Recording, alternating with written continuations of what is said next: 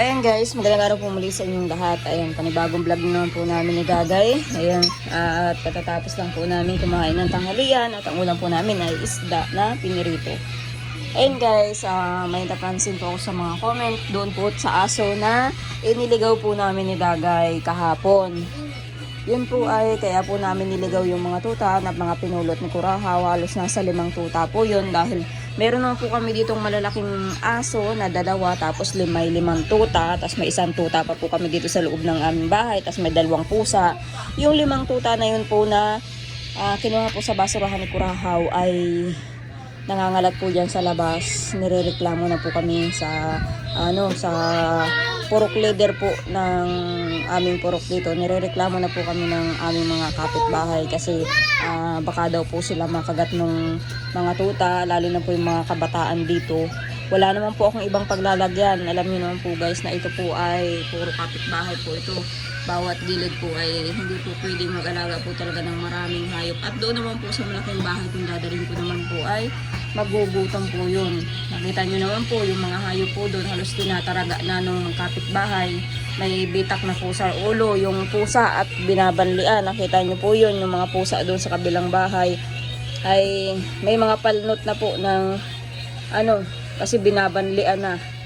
Kaya mas ginusto po namin ni nanay, ni Dagay na iligaw na lang yung mga tuta. Alam ko po na mayroong mag-aampo nun kasi bawat nilalagyan po namin ng tuta ay katapat po ng bahay na malapit po na pwedeng mapuntahan ng tuta. Ayan, maaari po silang maampo nung binababaan namin ng tuta na malapit po sa bahay na hindi naman po namin kilala. Kaya hindi naman po 'yun sa sa pagpatay sa aso. Kumbaga po ay hinanapan lang po namin sila ng pwede nilang bagong titirhan. At wala naman pong nag-aambi ng tuta dito, walang nangihingi. Ay may mga nagrereklamo na pong kapitbahay dun sa mga tuta na 'yon. Ayoko lang po magka-problema gaya po ng dati na nakagat po yung bata na anak po ng kapitbahay po namin ay nakapagpaturok po ako sa dait ng ilang beses dahil po dun sa tuta po namin. Kaya sabi ko kay Kurahaw, kung makakakita uli ng tuta na ganyan sa basurahan ay wag nang pupulutin kasi parang ako po yung magkakaproblema kapag nagkaroon po uli ng makakagat ng mga tutang kinukuha ni Kurahaw. Yun po guys ang dahilan kung bakit ay inililigaw po namin yung mga tuta na kinuha ni Kurahaw sa basurahan. Kawawa po sana yung tuta, kaso inilagay po namin yung mga tuta sa sa malapit sa mayroong bahay. Binalikan nga po namin ni Dagay yung 1 tuta na pinaglagyan po namin. Wala na po doon yung tuta. Siguro po ay may kumuha na. Total hindi naman po mukhang kumbaga po ay hindi naman mukhang amusin yung tuta, maganda ang katawan, kaya maaaring mayroong nagkuha na nun. May bagong magiging amo. Ayan guys, yun po yun. Yun po ang dahilan kung bakit nagliligaw po kami ng tuta. Kasi marami po ditong kabataan na maaaring makagat po ng mga tutang kinuha po ni Kurahaw. Kaya mas problema po yun kapag nakakagat po ng mga bata dito. Mahal baga po ang paturok sa aso, lalo na po ang tuta, mas may rabies ang tuta dito po kasi ang dami po dito mga bata. Nangangalat daw po ang patitai dyan sa sa harapan ng dito sa harapan, namamaho. Kaya mas minabuti po namin na iligaw sa ibang bahay. Kaya yun po yun. At yan guys, at maglalabas sana kami sa ilog, kaso nga lang ay hindi natuloy at inaantay ko yung panggasolina. At saka baka bukas na lang po ako makapaglaba. Gaya ko na lang po mamaya ang labahan. Kayo na, nakapaglaba na kayo? Kala ko wala nang tulo dun sa gripo nyo. Ha? Natabo-tabo kayo. Kaya siguro si Ate Jen nababaynat, katatabo. Ha? Ako nakikatabo. Ang ba't nababaynat si Ate Jen? Tagal naman ng anak na yun. Ilang taon na. Si Dagay ay, ano eh, panganay pa si Dagay. Doon sa anak ni Ate Jen na namatay. Baynat na yun. Wala nang matibo. Kumuha ka ng ano, ng kuwan. Merong nagdalo. Merong nagdalo. Kumain ka na nung nang. May ano nang magadong kalalari. Binigay ko na nga kay Papa ay. Binigay ko kay Papa. Sinapon yata ni Bading. Hindi. Bago ko ihatid si Lulo Bading, may ano nang ako nakabot no. Pag dalawa na yung bayawak, dadalhin natin sa Bayarura. O, ano, nakahuli na ba ng isa? Oo, may isa pa. May ano pa, may kanata doon. Ah, nakahuli na pala. Eh, anong pinamain ni Papa? Ay, yung bito ka ng isda. Malaki yun nakuha. Malaki din. Buti di mamatay yun. Hindi yun. Bahugan mo na lang ng kanin.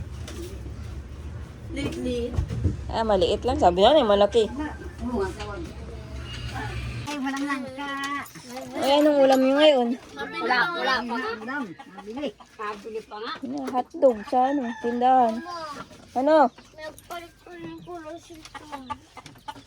Mag-connect ka na lang sa wifi. Oh, may kalamansi oh. Saan galing ito? Dala yan, Papa. O, yan ito, pulot. Ah, hindi. Langis yan. Kala ko pulot. Naguguyaw na pati. Yung langis. Again, yun sa dulo. Sa dulo. Kasi saan dyan? Tungkol may duy.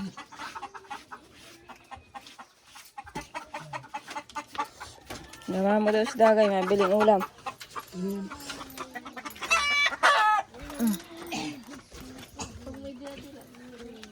Wala niyatan bugo. Meron ba ka? Ayun guys, ngayon pong umaga ay araw po ng Sabado. Nagagayak po kami ng mga labahan at kami po ay maglalaba. At ngayon po ay bibili naman na po kami ng sabon doon po sa bayan. Ayan, sasama po si Dagay at mabili po ng kanyang almusalan.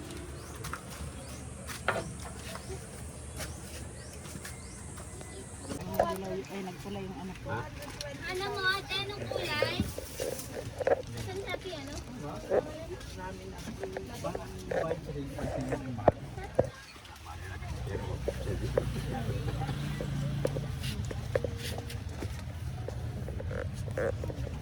Tayo, anong kulay ng kana mo? Anong kulay ko? Ano? Kana. Pink, green, violet.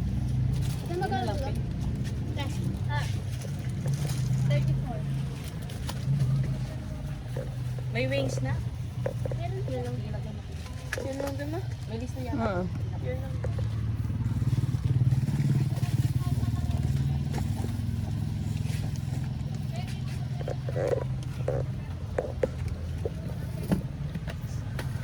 Ano na lang, gold. Ayun guys, ngayon po ay Sabado. Brown out po ngayon dito sa amin maghapon. Kaya nga maglalaba po kami sa ilog. Ayan, mga maliligo. Ano yung Dagay? Huwag kong ganyan eh. Maligo po kami sa ilog at malaba. Yung mga labahan. Ayun guys, at nagsasaing lang po. Para may bauning kanin sa ilog. May ulam na lang po yung sardinas.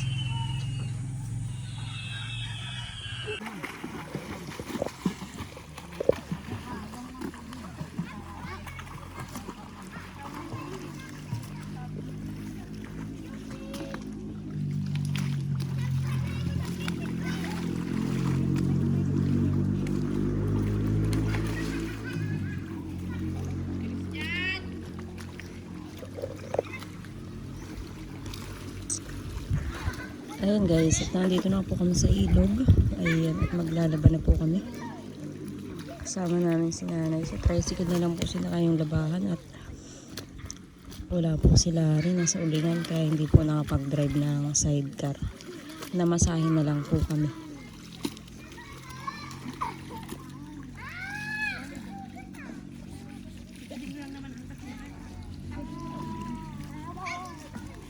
At syempre may baon na rin po kaming kanin tsaka tubig.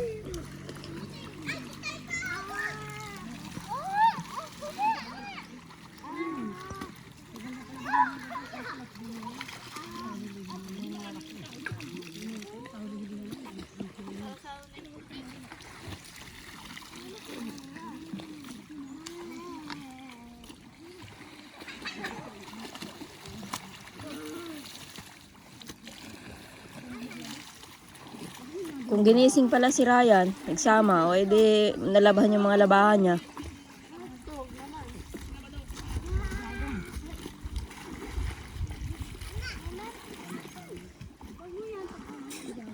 Nagising na ba ka nanay? Hindi pa. Si Ryan, nagising na ba ka? Hindi pa. Sabi ko kung nagising na si Ryan.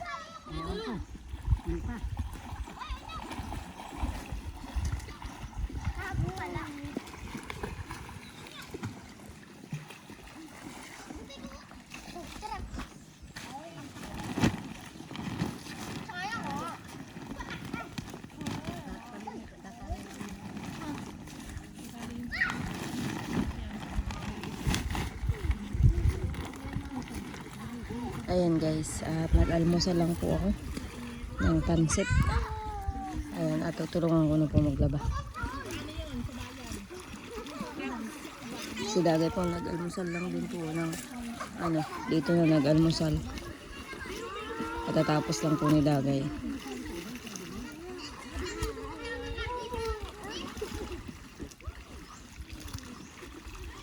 Ayan guys, at mag-umpisa na po kami maglaba. Sila Rona po nandun, naliligo na. Si Kurao po ay hindi sumama.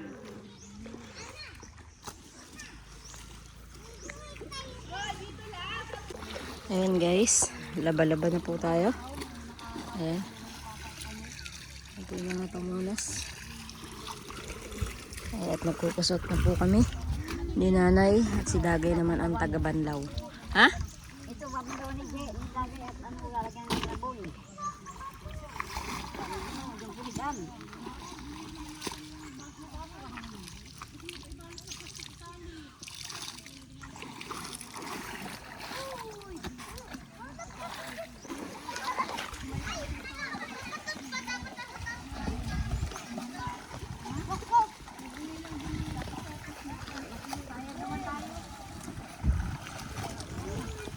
Ayan guys, dami nang lalaba. Run out po maghapon ay.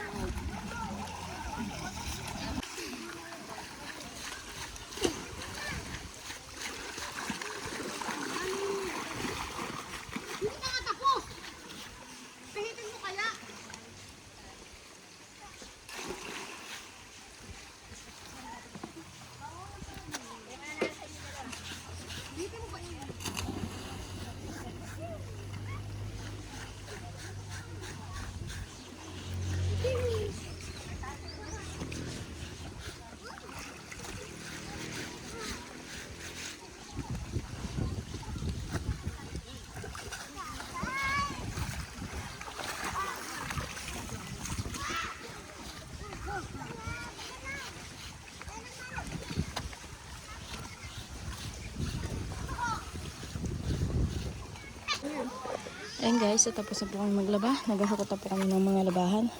Ay, nilaban pala. Ayan, hinati ko po yung nilaban namin. At pinasaan na namin kalahati. Sa akin na itong isa. Tapos hinakot na namin Dagay yung mga pamunas dun. Ayan guys. Hakot naman po kami. Papunta sa tabing kalsada. Oh, may pamunas pa dun oh. Kaya mga...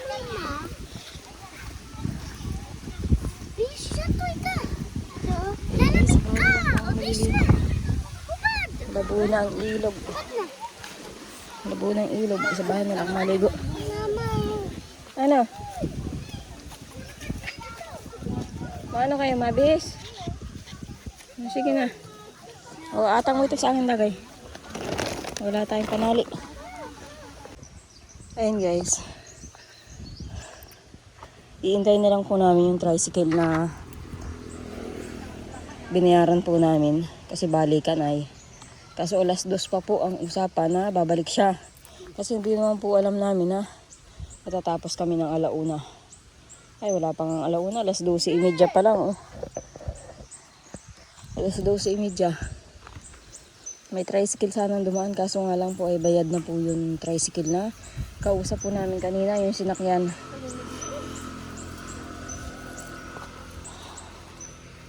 Kung hindi po labo ang ilog, edi maganda po sanang maligo ng maligo. Labo na po. At marami din po naglaba at saka maraming kabataan. Saka mababaw na po yung ilog. Kaya nakakaano pong maligo. Hindi na nga po ako naligo at labo na. Tulungan mo na. Ayan guys, grabe ang init. Ay, isisilong ko muna yung motor. At mainit ang upuan. Sabi nasaan ang susi? Ayun na, ito pala. Init na.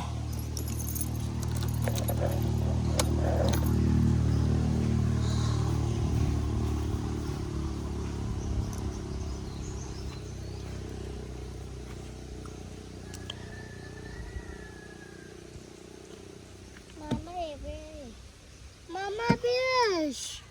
Mama! Bilis na ano, wala pa nga yung ano, tricycle. Mama, bilis! Alis ate, isisilong ko muna ito. Mama!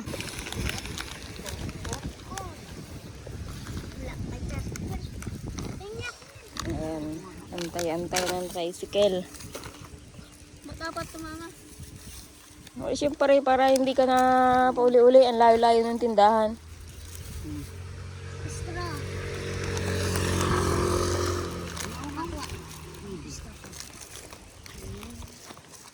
Basa na agad to. Hindi pa.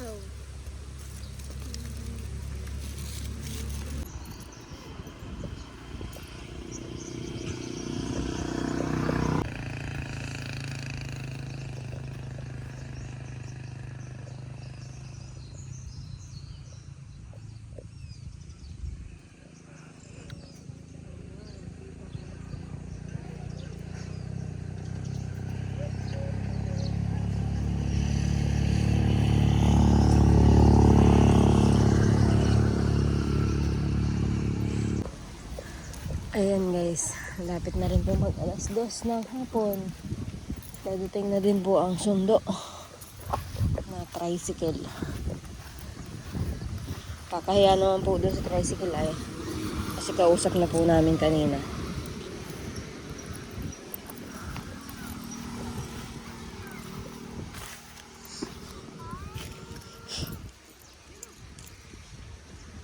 Sa ulingan po sila Lari.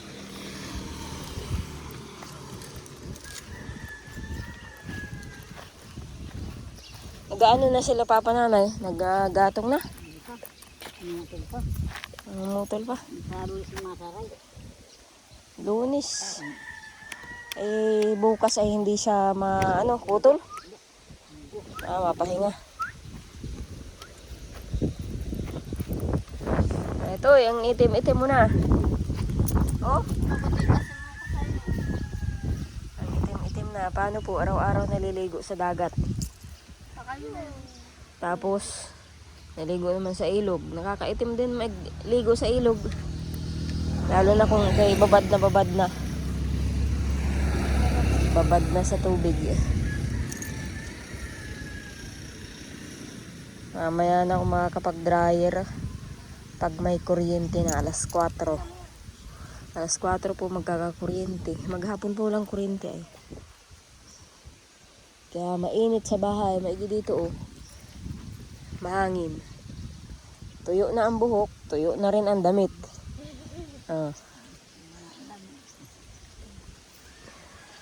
Maganda pang maglaro oh. Magulong-gulong kayo dyan.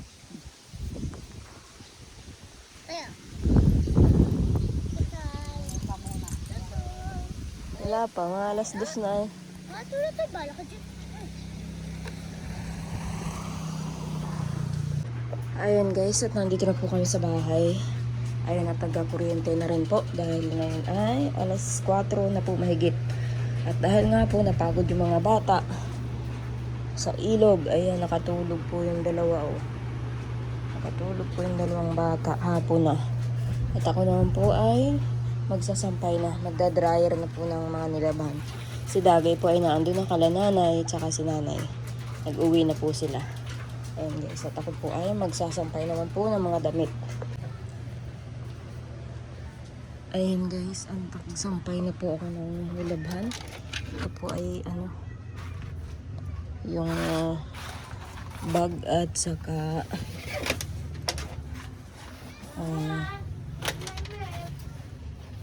yung mga pamunas. Ayan, sasampay ko pa po. At ako po ay nagbili muna ng ulam ni Tutoy at nagugutom na daw po si Tutoy kasi nagising na siya. Ayan, at dahil nga po tapos na po mag-trial at wala akong sasampayan ng pamunas, dyan muna sa planggana.